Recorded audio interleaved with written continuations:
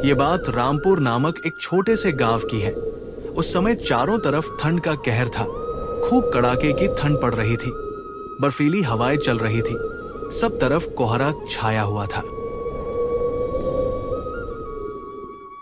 अरे कमला, देख रही हो इस साल की ठंड अगर ऐसे ही ठंड बनी रही तो हमसे सहन नहीं होगी। आप सही कह रहे हो जी, इस बार की ठंड लगता है पूरी जान लेकर ही छोड़ेगी। इस बार की ठंडी हमसे कैसे सहन होगी? चलिए हम तो सहन कर लेंगे, लेकिन हमारे बच्चे यह ठंडी कैसे सहन कर पाएंगे? सुनिए जी, राहुल की तबीयत धीरे धीरे खराब होने लगी है। पता नहीं इस बार की ठंडी क्या करेगी। विकास, जो अभी 6 साल का था, अपने भाई के पास खड़ा हुआ था और अपने भाई के लिए परेशान था। हे भगवान, मेरे भैया को जल्द से जल्द ठीक कर दीजिए अब, और सहन नहीं होता कब तक यूं ही बेबस लेटे रहेंगे। इतना कहकर अपनी माँ के पास चला जाता है और कहता है, माँ मुझे बहुत जोर से भूख लगी है, कुछ खाने को दे दो ना। थोड़ी देर रुको बेटा, मैं देखती हूँ कुछ खाने के लिए है क्या। कमला ने रसोई में जाकर देखा तो कुछ नहीं मिला।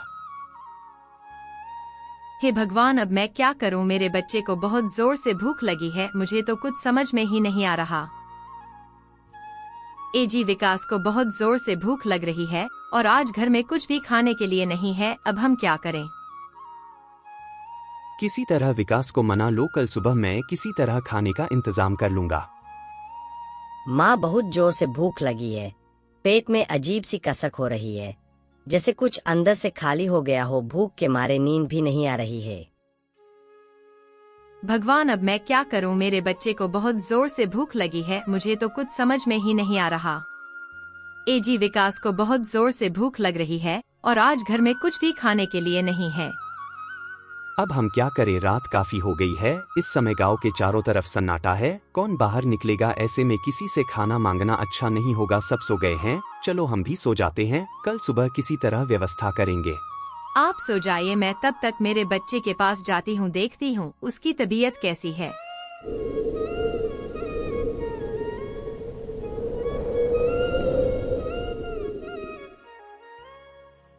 जब सभी लोग अपने घर के अंदर सोए हुए थे तो कुछ देर बीतने के बाद दरवाजे पे हरिशंकर को एक आहट सुनाई देती है। हरिशंकर दरवाजे के पास जाकर देखता है तो एक अजनबी हरिशंकर के दरवाजे के पास खड़ा था।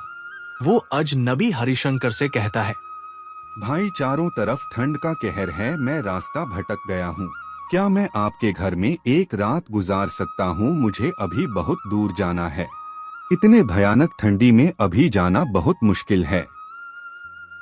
भाई हम लोग खुद ही परेशान हैं, हम आपकी कैसे मदद कर पाएंगे? मेरे बच्चे की तबीयत बहुत खराब है, सब बहुत परेशान है, ऊपर से आपको कैसे मदद करें? मुझे माफ कर दो भाई, मैं आपकी कोई मदद नहीं कर सकता। भाई आप सोचिए, इतनी रात में मैं कहाँ जाऊंगा, ऊपर से इतनी भयानक ठंडी है। भाई मैंने सुना है इस गांव के लोग बहुत दयालु हैं, कभी भी मदद के लिए पीछे नहीं हटते हैं। इस भरोसे में आपके पास आया हूँ, मैं एक अजनबी हूँ, तो क्या हुआ, कृपया एक रात ठहरने का मौका तो दे दीजिए। ठीक है भाई, अगर ऐसी बात है तो आप अंदर आ जाओ। अरे यह क्या है जी, आप कैसे इसको अंदर आने दिए? पता नहीं यह कौन है और कहां से आया है, हम खुद परेशान में है, ऊपर से और एक मुसीबत लेकर आप आ गए।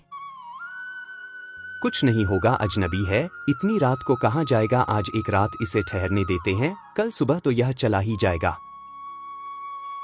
फिर वो आदमी कुछ देर बाद बोलता है, अरे भाई मुझे बहुत भूख लगी है, सुबह से कुछ भी नहीं खाया हूँ, कृपया कुछ खाने को मिल जाएगा क्या? लो, एक तो इसको हम अंदर लेकर आए, हम तो खुद अपने बच्चे के लिए खाना का व्यवस्था नहीं कर पाए, फिर ऊपर से इसको कहाँ से खाना देंगे? कमला जाओ और जाकर देखो रसोई में कुछ तो होगा। थोड़ी सी दाल और चावल है जी, वो सुबह के लिए रखे थे, अगर हम इसको दे दिए तो कल हमारे बच्चे क्या खाएंगे? मैं सुबह कुछ ना कुछ बंदोबस्त कर ही लूंगा, तुम जाओ और वह चावल और दाल इसे खाने के लिए दे दो। कमला ने उस आदमी को खाना बनाकर दे दिया और वो आदमी चुपचाप खाता रहा और बोला, बहुत बहुत धन्यवाद भाई, तुमने मेरे ऊपर आज बहुत बड़ा एहसान किया है। मैं किसी न किसी तरह आपका यह एहसान जरूर चुकाऊंगा। अब आप ध्यान से सुनिए। इस बस्ती की उत्तर दिशा की ओर जो मंदिर है, उस मंदिर के पीछे एक गुफा में बहुत सारी खजाने छुपे हुए हैं। लेकिन उस गुफा में जाना खतरे से खाली नहीं। वह खजाना बस एक ईमानदार और सच्चाई के मार्ग में चलने वाले को ही मिल सकता है। तुम अगर चाहो तो अपनी किस्मत आजमा कर देख सकते हो। पर भाई तुम मुझे यह सब क्यों बता रहे हो? मैं तुम्हें यह इसलिए बता रहा हूँ क्योंकि तुम सच्चे और ईमानदार आदमी लगते हो। मैं चाहता हूँ कि तुम उन खजानों को वहाँ से ले आओ और अपनी जिंदगी को थोड़ा बेहतर बना लो। अच्छा, अब मुझे नींद आ रही है। सुबह हो जाती है और वो आदमी हरिशंकर के घर से जा चुका था। कमला, तुम्हें क्या लगता है, क्या वह आदमी सच कह रहा था या सिर्फ हमारे साथ मजाक करके चला गया? नहीं जी, मुझे तो उसकी बातों में जरा भी सच्चाई नजर नहीं आई। हो सकता है कि हमने उसे एक रात के लिए आश्रय दे दिया, इसलिए उसने ऐसा कह दिया हो। ठीक है कमला, अब मैं चलता हूँ। घर बैठे तो कुछ नहीं होगा, देखता हूँ बाहर कोई काम मिल जाए। और कुछ देर बाद हरिशंकर काम के तलाश में निकल गया।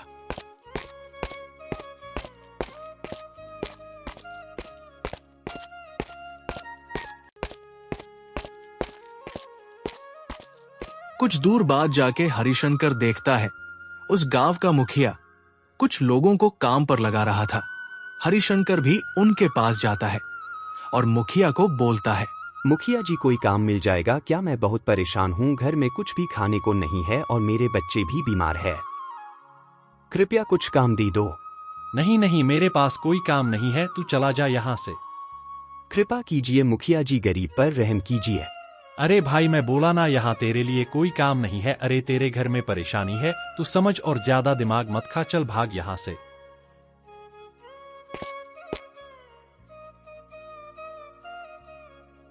हरिशंकर ने कई जगह कोशिश की, लेकिन हरिशंकर को कोई काम नहीं मिला। हरिशंकर चलता रहा। तभी हरिशंकर एक सुनसान इलाके में पहुंचा। फिर थोड़ी दूर जाने के बाद उसको वो मंदिर मिल गया जो अजनबी ने बताया था। यह तो वही मंदिर है जो उस अजनबी ने मुझे बताया था। क्या वह सच बोल रहा? मैं जाकर देखता हूँ। हरिशंकर उस मंदिर के पास जाता है और देखता है उधर एक साधु बैठा था। उधर बैठा साधु हरिशंकर को देखकर मुस्कुराता है और हरिशंकर से कहता है, तुम कौन हो बेटे और तुम यहाँ क्या कर रही हो? बाबा जी, मैं एक गरीब हूँ, सुबह से भूखा प्यासा घूम रहा हूँ, बच्चे बहुत परेशान है। अच्छा, यहाँ आसपास कोई गुफा है? तभी आसमान में बिजली कड़कती है।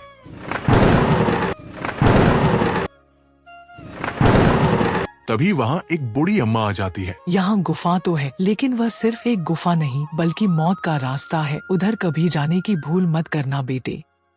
इतना कहा और बूढ़ी अम्मा वहाँ से चली गई।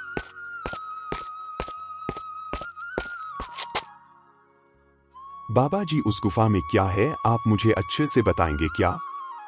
अगर जानना है तो सुनो। कई साल पहले की बात है। यहाँ से एक सोने का व्यापारी निकल रहा था। उस समय कुछ बदमाश उसके ऊपर हमला करके उसकी खजाने को छीनने की कोशिश की। तभी उस व्यापारी ने मंदिर के पीछे वाली गुफा में अपने खजाने को छुपा दिया और वह व्यापारी जाते जाते एक श्राप दे गया, कोई भी इस गुफा के अंदर जाएगा तो वह कभी भी दोबारा वापस नहीं आ पाएगा। उसके बाद बदमाश उस व्यापारी के पास पहुंच जाते हैं और उसका कत्ल कर देते हैं। उस समय से उस गुफा के अंदर कोई जाने का हिम्मत नहीं करता। उसके बाद वो साधु उधर से चला जाता है। हे भगवान, मुझे माफ कर देना, मैं उस गुफा के अंदर जा रहा हूँ। क्या फायदा इस जिंदगी का जब मैं अपनी पत्नी और बच्चों को भूख से तड़पता देखूं। मैं उस गुफा के अंदर जा रहा।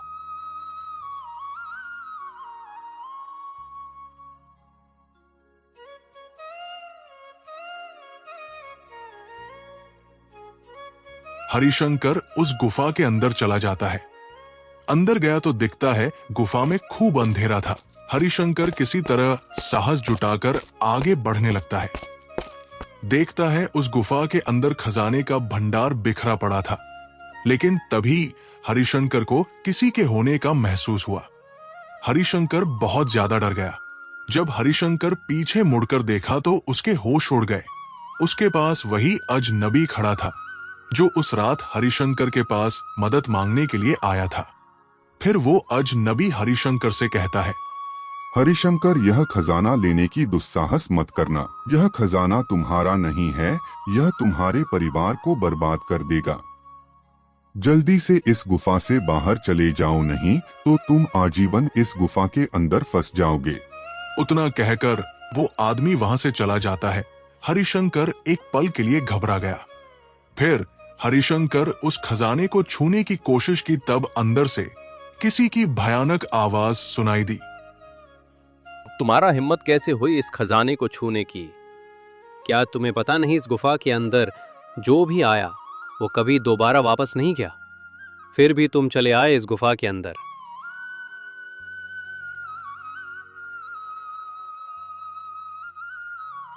फिर वो हरिशंकर के सामने प्रकट हो जाता है। क्या तुम्हें जरा सा भी डर नहीं जो इस गुफा के अंदर अकेले चले आए? लेकिन तुम कौन हो? जैसा कि साधु बाबा ने तुम्हें बाहर बताया था, वह व्यापारी के बारे में। वह व्यापारी मैं हूं और लगभग 10 सालों से मैं इस खजाने की रखवाली कर रहा हूं। आज तक जो कोई भी इस गुफा के अंदर आया वो कभी दोबारा वापस नहीं जा पाया। अब तुम भी कभी वापस नहीं जा पाओगे। क्या बताएं, हम आपको घर में खाने का एक निवाला भी नहीं है। ठंडी के कारण मेरे बेटे की तबीयत बहुत खराब है। अब आप ही बताइए मैं क्या करूं? क्या आप मेरे मदद नहीं करेंगे? तुम्हारी बातों में सच्चाई है, इसलिए मैं इस खजाने को तुम्हें दे रहा हूं। हाँ, लेकिन एक बात याद रखना, यदि तुमने इस खजाने का गलत इस्तेमाल किया तो तुम्हारे परिवार वालों के साथ अच्छा नहीं होगा।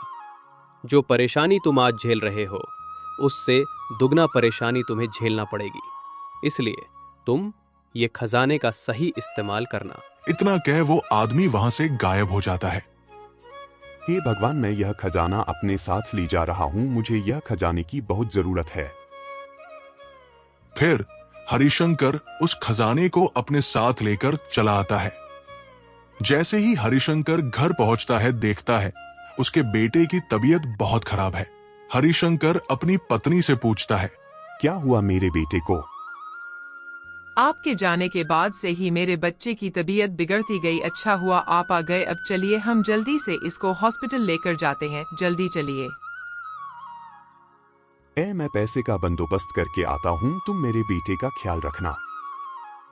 हरिशंकर उस खजाने के पास जाता है जो हरिशंकर छुपा कर रखा था। हे भगवान, मुझे अब इसकी बहुत जरूरत है।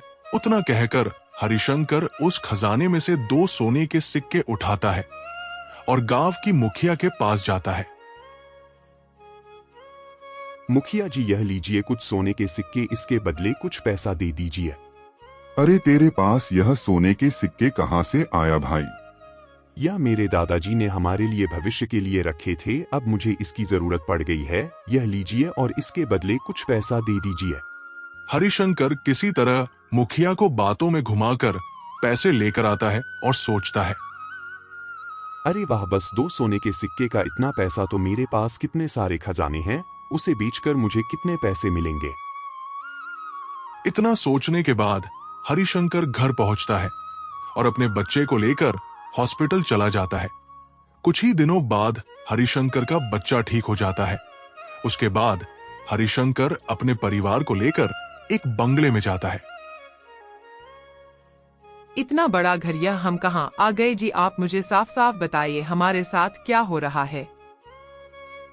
तुम चिंता मत करो, अंदर चलो, सब बताता हूँ। आप मुझे सच सच बताइए, इतना बड़ा घर हमारे पास कहाँ से आ गया और इतने सारे पैसे आप कहाँ से लाए? ठीक है, अब मैं तुम्हें सारी बातें बताता हूँ। एक दिन हमारे घर पर एक अजनबी आया था और उसने खजाने की बात की थी। हमने उसकी बातों पर यकीन नहीं किया था, लेकिन जब मैं गुफा में जाकर देखा तो उसकी बातें सच थी। वो खजाना मुझे मिल गया है और उसकी बदौलत हम इतने अमीर हो गए। लेकिन हाँ, हमें बाकी के पैसे का सही इस्तेमाल करना होगा, वरना हम और भी बड़ी मुसीबत में पड़ जाएंगे। आप सही बोल रहे हैं जी। भगवान ने हमारी सारी गरीबी दूर कर दी। अब हमें इन पैसों की इस्तेमाल सही से करना होगा।